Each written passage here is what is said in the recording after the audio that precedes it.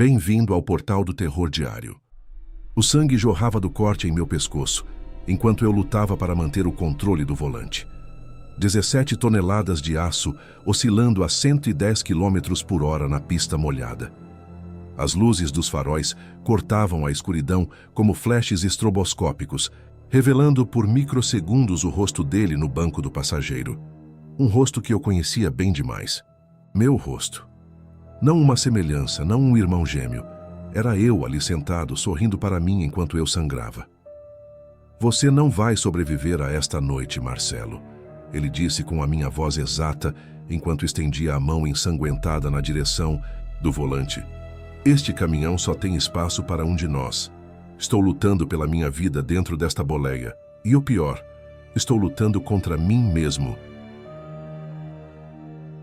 O relógio digital marcava 22h47, quando peguei a saída para a BR-101. A noite estava clara, lua cheia, sem nuvens. Perfeita para uma viagem tranquila. O caminhão, um Scania recém-revisado, respondia bem ao menor toque do acelerador. Carga completa de eletrônicos com destino a Florianópolis. Entrega marcada para o meio-dia seguinte. Tempo suficiente. Gosto de dirigir à noite. O trânsito é menor, o ar mais fresco, e tenho só eu e meus pensamentos. 15 anos na estrada. Me ensinaram a apreciar a solidão. Minha ex-mulher nunca entendeu isso. Você ama mais aquele caminhão do que a mim, Marcelo. Talvez ela estivesse certa. Liguei o rádio. Apenas estática. Troquei de estação. Mais estática. Todas as frequências. O mesmo ruído irritante. Desliguei. Silêncio total, exceto pelo ronco do motor e o contato dos pneus com o asfalto. Foi quando notei o carro, um sedã preto, faróis desligados, mantendo velocidade constante, uns 200 metros atrás. Não conseguia identificar o modelo ou placa. Apenas sua silhueta negra como uma sombra me seguindo. Paranoia, pensei. Tomei um gole do café no termo já quase frio. Decidi ignorar. Pisei no acelerador, o caminhão respondeu com um rugido satisfatório. Olhei no retrovisor. O carro ainda estava lá, exatamente à mesma distância. Reduzi para 60 km por hora. O carro também reduziu. Acelerei para 110. O carro manteve a distância. Uma sensação gelada subiu pela minha espinha quando percebi que, mesmo variando minha velocidade drasticamente, o carro permanecia exatamente na mesma posição, relativa à minha, como se não estivesse realmente lá. Passei a mão pelo rosto. Estava cansado, isso sim. O último pernoite tinha sido ruim, com barulho demais no posto. Precisava me concentrar.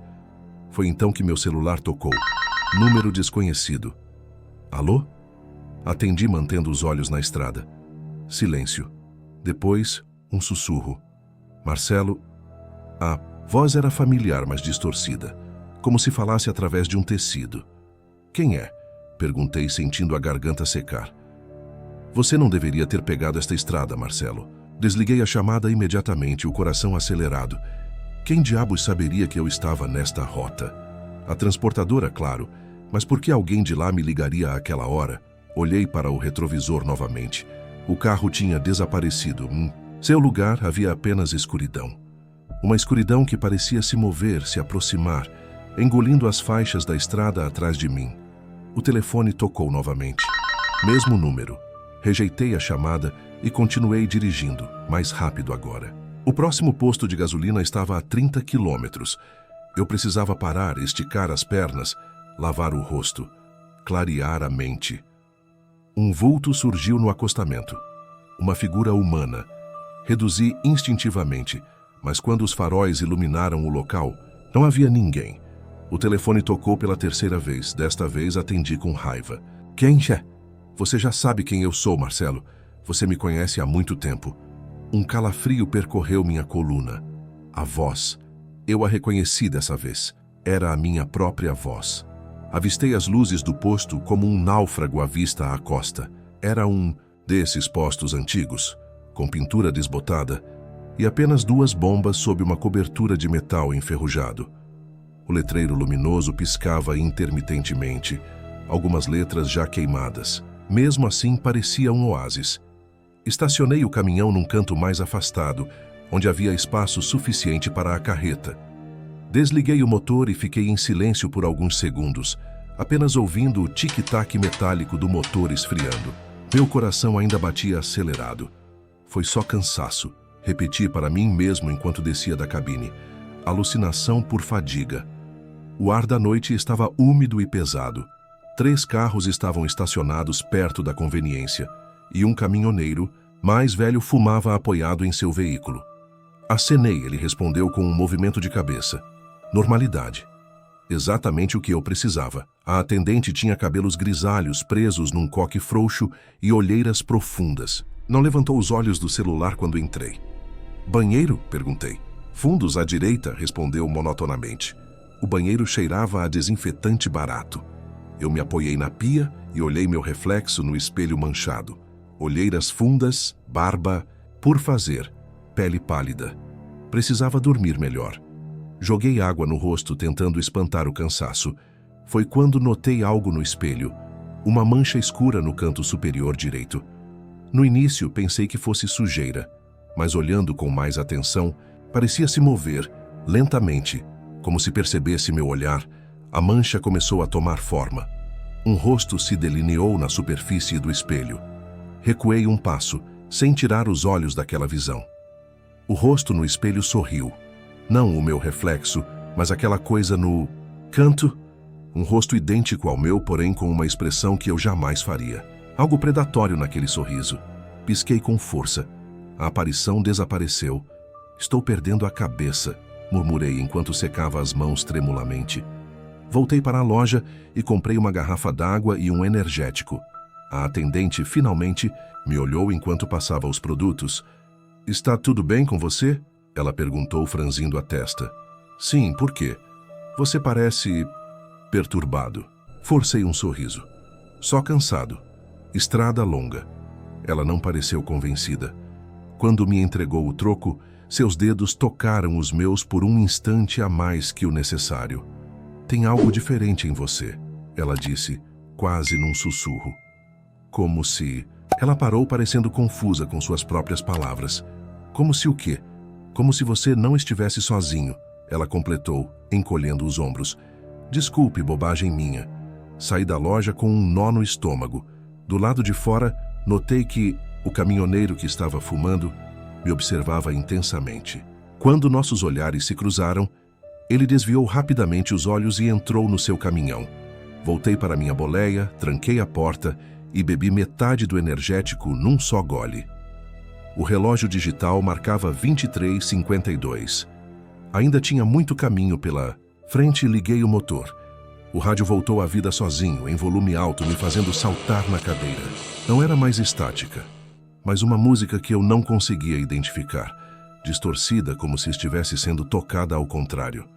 Desliguei o rádio com um tapa e respirei fundo. Controle-se, Marcelo, falei comigo mesmo. Foi quando percebi o bilhete.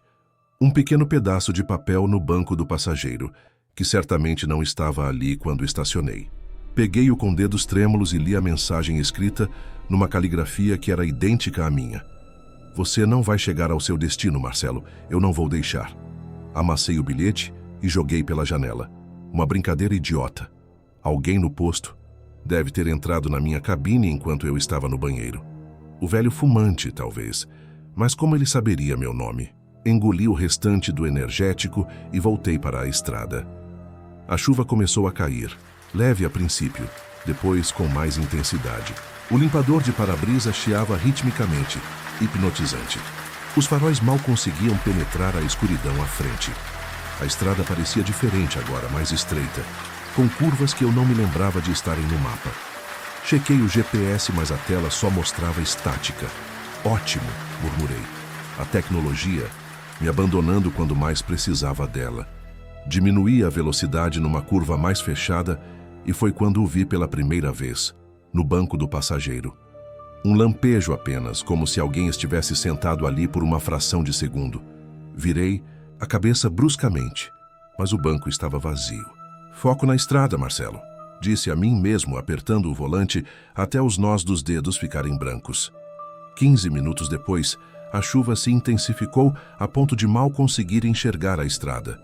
Estava pensando em parar no acostamento quando percebi que não havia mais acostamento. De ambos os lados da pista, apenas a escuridão impenetrável. Como se a estrada flutuasse no vazio.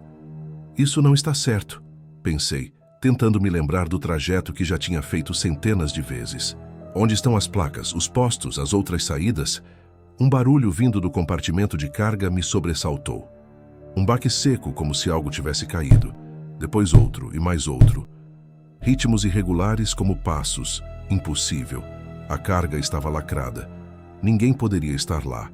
A menos que... Afastei o pensamento. Precisava me concentrar na direção.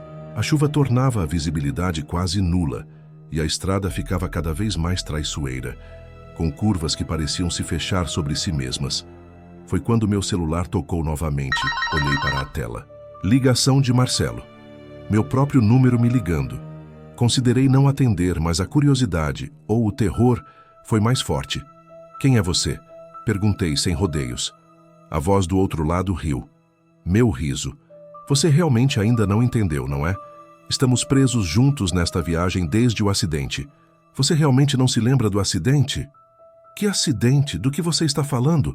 Outro baque forte, desta vez vindo do teto da cabine, como se algo tivesse pousado ali. Aquela noite na BR-277, a família no Corolla que cruzou na sua frente. Minha garganta secou. Eu nunca sofri acidente nenhum. Claro que sofreu. O caminhão capotou. A família morreu. Todos eles. Você foi o único sobrevivente. Mas não sobreviveu inteiro, Marcelo. Desliguei a chamada, as mãos tremendo tanto que quase perdi o controle do volante. De repente, o ar dentro da cabine ficou gelado. Tão frio que minha respiração formava pequenas nuvens. O vidro começou a embaçar por dentro. No vidro embaçado, letras começaram a se formar, como se um dedo invisível as escrevesse de dentro para fora. Você matou eles, pisquei, incrédulo. As letras continuaram ali. Não era alucinação. Eu nunca matei ninguém, falei em voz alta. O celular tocou novamente. Você não quer admitir. Entendo. A culpa é insuportável. É por isso que você criou essa divisão. Parte de você aceitou o que aconteceu. Eu sou essa parte. Mas você, Marcelo, você prefere esquecer. Viver como se nada tivesse acontecido. Você não é real, gritei, atirando o celular contra o painel. O impacto fez o aparelho se desintegrar em diversos pedaços. Ao mesmo tempo, o para-brisa rachou de um lado ao outro, como uma teia de aranha se expandindo. E então, eu vi. No retrovisor central não era meu rosto que me encarava. Era ele. Mesmo cabelo, mesmos olhos, mesma face, mas não era eu. Ele sorriu, um sorriso torto de escárnio. Em pânico, ajustei o retrovisor. Meu reflexo voltou ao normal, mas agora havia outro problema.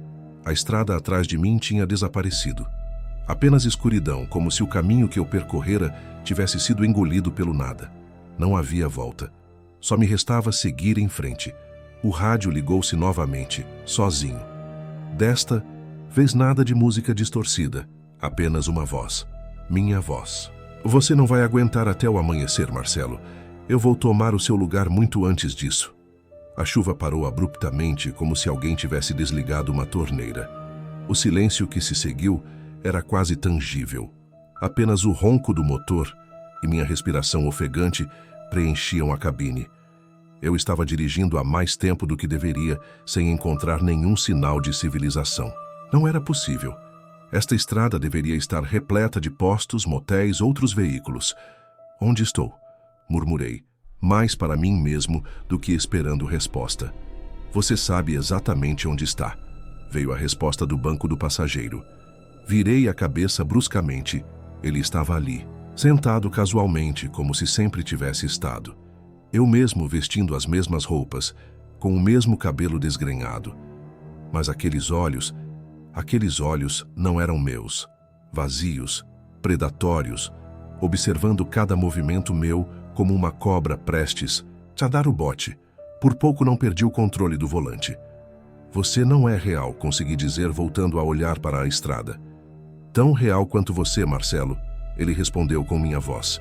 Na verdade, talvez mais real. Você tem vivido numa fantasia desde o acidente. Não houve acidente nenhum, insisti, apertando o volante com tanta força que meus dedos doíam. Então, olhe para seu braço direito, ele disse calmamente. Hesitei, por um momento. Então olhei rapidamente para meu braço direito. A manga da camisa estava levantada, revelando algo que eu não tinha notado antes. Uma grande cicatriz cirúrgica que percorria desde o pulso até o cotovelo. Ele se inclinou em minha direção. Pude sentir seu hálito, meu hálito, em meu rosto. Quer ver o que mais você tem escondido de si mesmo? Estendi a mão para empurrá-lo, mas não havia nada ali. O banco do passageiro estava vazio. Meu coração disparou quando percebi o que estava acontecendo. Delírio. Alucinação. Estava tendo um colapso mental em plena estrada. A luz do painel começou a piscar e, por um segundo, revelou algo que me gelou até a medula. Não eram apenas nós dois na cabine. No banco de trás, que tecnicamente nem existia neste modelo de caminhão, havia silhuetas. Uma mulher e duas crianças, encharcadas, com roupas rasgadas e olhos vidrados fixos em mim. Gritei e pisei no freio instintivamente. O caminhão derrapou na pista molhada, fazendo um ruído agudo de pneus contra asfalto. A carreta começou a balançar perigosamente e por um momento pensei que fosse capotar. Finalmente o veículo parou, atravessado na estrada vazia. Por que parou, Marcelo? A voz dele veio novamente, desta vez de trás de mim. Você já matou esta família uma vez. Não precisa fazer isso de novo. Cala a boca, gritei cobrindo os ouvidos com as mãos. Você não é real. Nada disso é real. Vamos, Marcelo, é hora de lembrar. Senti uma mão em meu ombro, minha própria mão, mas não controlada por mim. Ele me virou para que eu encarasse o painel. O rádio ligou sozinho novamente, mas não emitia música ou estática. Era uma transmissão de rádio. Terrível acidente na BR-277 deixou 4 mortos na noite passada. Um caminhão de carga colidiu com um veículo de passeio, matando um casal e seus 2 filhos. O motorista do caminhão, identificado como Marcelo Santos, de 39 anos, sobreviveu, mas está em estado crítico. As luzes do painel piscaram novamente, revelando as 3 silhuetas, ainda me observando do assento traseiro inexistente. A mulher estendeu uma mão pálida e tocou meu rosto. Sua pele estava gelada e úmida. Fechei os olhos com força, tentando afastar aquela visão. Quando os abri, as silhuetas tinham desaparecido, mas ele ainda estava ali. Meu reflexo, meu duplo, agora sentado no lado do motorista, enquanto eu estava no banco do passageiro. Chegou a hora, Marcelo, ele disse, colocando as mãos no volante. Não dá mais para fugir. Eu tentei empurrá-lo, mas minhas mãos passaram através dele como se fosse fumaça. Ao mesmo tempo, senti uma dor aguda no pescoço. Levei as mãos à garganta e encontrei um corte profundo, pulsando, sangrando abundantemente. O que está acontecendo? Consegui dizer, sentindo o gosto metálico de sangue na boca. Você não sobreviveu ao acidente, Marcelo, ele disse, virando-se para mim com um sorriso. Eu sobrevivi. Você é apenas o que restou da sua culpa. Meu sangue jorrava agora, encharcando minha camisa. A cabine rodava ao meu redor enquanto eu lutava para respirar. O sangue jorrava do corte em meu pescoço enquanto eu lutava para manter o controle do volante. 17 toneladas de aço oscilando na pista molhada. Você não vai sobreviver a esta noite, Marcelo, ele disse com a minha voz exata, enquanto estendia a mão ensanguentada na direção do volante. Este caminhão só tem espaço para um de nós. As luzes do painel piscaram mais uma vez, iluminando nossos rostos alternadamente. A cada flash, nossos lugares mudavam. Ora eu no banco do motorista, ora ele, como se lutássemos pelo controle. Eu não vou desistir, gritei, tentando agarrar o volante que parecia escorregar entre meus dedos. Você já desistiu, ele respondeu. Na noite do acidente, quando percebeu o que tinha feito. O caminhão acelerou, embora eu não estivesse pisando no acelerador. A estrada à frente se contorcia como uma serpente, e as luzes dos faróis revelavam Uma ponte sobre um precipício que se aproximava rapidamente. "Pare!" gritei, tentando alcançar o freio. "Muito tarde para parar, Marcelo. Desta vez vamos terminar o que você começou." O caminhão avançou a toda velocidade em direção à ponte. Nos meus últimos momentos de consciência, enquanto o sangue continuava a jorrar do corte em meu pescoço, percebi a verdade. Não havia dois de nós na cabine. Nunca houve. Havia apenas eu, sangrando, sozinho, dirigindo um caminhão fantasma, numa estrada que não existia mais. Pisquei e o mundo mudou. A cabine estava intacta. Não havia sangue. Não havia corte em meu pescoço. E não havia ponte ou precipício. O sol nascente tingia o horizonte de laranja e dourado, revelando os contornos suaves de uma paisagem plana. A estrada seguia reta e vazia à minha frente. O GPS voltara a funcionar, indicando que eu estava na BR-101, a pouco mais de 1 hora de Florianópolis. Olhei para o relógio, 05:46. Confuso, parei o caminhão no acostamento. Desci da cabine, sentindo o ar fresco da manhã contra meu rosto. Tudo parecia perfeitamente normal. Carros passavam ocasionalmente, motoristas sonolentos a caminho do trabalho. Voltei para a cabine, ainda atordoado. O que diabos tinha acontecido durante a noite? Teria sido tudo um pesadelo? Tão vívido, tão real. Peguei meu celular, intacto, como se nunca tivesse sido arremessado contra o painel. Abri os últimos registros de chamadas. 3 chamadas recebidas. Durante a noite, todas do mesmo número. O número da transportadora com dedos trêmulos. Liguei de volta. "Alô?" Atendeu uma voz feminina que eu reconheci como sendo de Márcia, da logística. "Márcia, é o Marcelo. Você tentou falar comigo ontem à noite?" Uma pausa desconfortável. "Marcelo, você está bem?" A voz dela parecia preocupada. "Sim, estou. Por quê?" Outra pausa. "Nós estamos preocupados com você. Você não atendeu nossas ligações e o GPS do caminhão mostrava que você estava parado por horas no meio do nada. Achamos que tinha acontecido algo." Engoli em seco. Eu parei para descansar. No meio da estrada, sem encostar no acostamento. A voz dela tinha um tom de incredulidade. Não sabia o que responder. Minhas lembranças da noite anterior eram fragmentadas, surreais. O carro seguindo, as ligações, o homem idêntico a mim. "Marcelo?" A voz dela suavizou. "Você está tomando os remédios?" "Que remédios?" Perguntei genuinamente confuso. Outro silêncio. "Os remédios que o psiquiatra receitou, depois do acidente." Senti meu coração falhar uma batida. "Que acidente? Do que você está falando?" "Marcelo?" Ela hesitou. "Você realmente não lembra? O acidente na BR-277, há 6 meses? Você ficou internado por semanas." A cabine do caminhão pareceu girar ao meu redor. Instintivamente olhei para meu braço direito. A cicatriz cirúrgica, longa e irregular, percorria do pulso ao cotovelo. "Mas," balbuciei, "não houve nenhum acidente. Eu nunca..." "Você precisa voltar para casa, Marcelo." Ela interrompeu, a voz tensa. "Você claramente não está bem para estar na estrada. O médico disse que você não deveria voltar ao trabalho tão cedo, mas você insistiu tanto." O celular escorregou da minha mão, caindo no espaço entre os bancos. Com movimentos robóticos, tirei carteira do bolso. Dentro dela, encontrei algo que não tinha notado antes. Um cartão de um psiquiatra e uma receita médica dobrada. Abri a receita com dedos trêmulos. Meu nome. Antipsicóticos. Medicação para transtorno de estresse pós-traumático. Saí do caminhão novamente, quase tropeçando. O ar da manhã parecia mais pesado agora, sufocante. Apoiei-me na lateral do veículo, respirando com dificuldade. Foi quando notei o dano. A parte frontal direita do caminhão, que parecia perfeitamente normal quando desci, estava amassada, como se tivesse sofrido uma colisão. A pintura estava lascada, revelando o metal por baixo. "Não", murmurei, recuando alguns passos. "Isso não estava aqui, mas estava.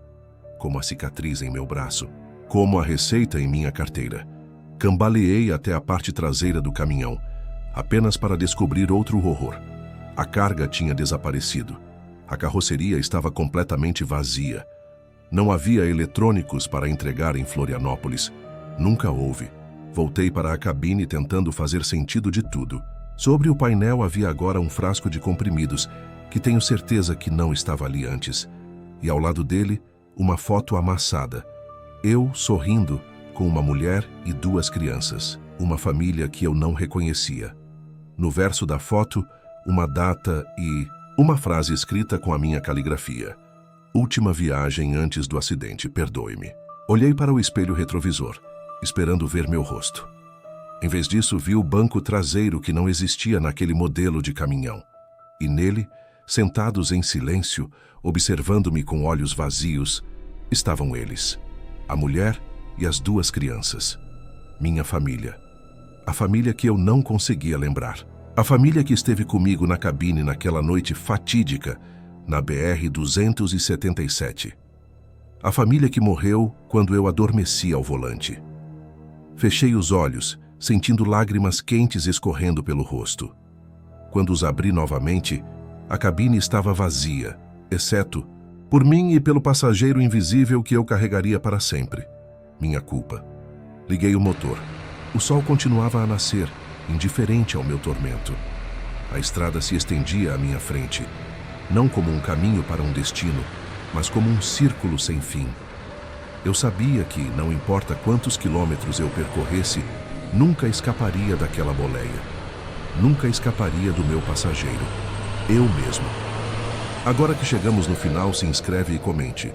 Vamos abrir o portal do seu próximo pesadelo diário. Porque o portal nunca fecha, apenas espera pela próxima história.